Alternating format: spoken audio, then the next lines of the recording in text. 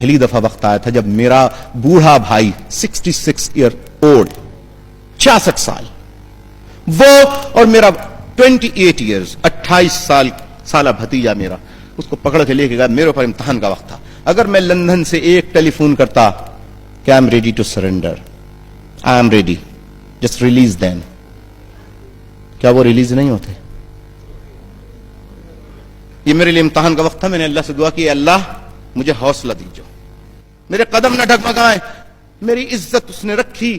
انہوں نے میرے بھائی کو 3 دن اور بھتیجوں کو 3 دن بعد بدترین ٹارچر کا نشانہ بنا کر ایک دیہات میں لے جا کے گولیاں مار کر سر پہ کلاڑیاں مار کر شہید کر دیا. میں نے سرنڈر نہیں کی.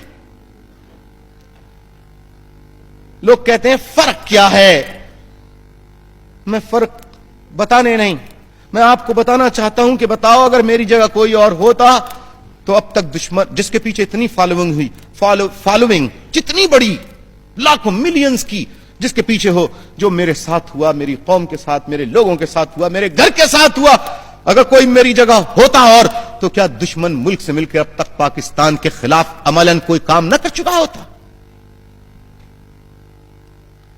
سنیں ذرا, میرے بھائی کو گرفتار کیا, میرے بھتیجے کو گرفتار کیا, کیا ہوا؟ پورا ملک خاموش رہا, انہیں قتل کر دیا گیا.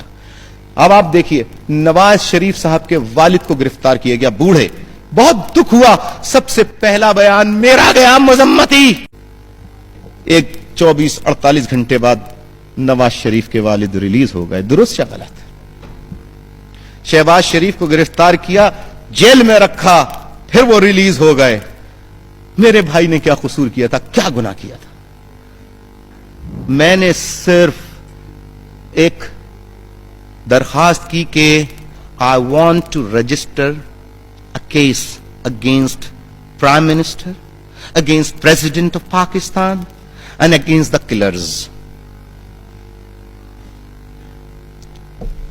میری FIR درج نہیں کی گئی. پھر میں نے کورٹ سے اپروچ کیا,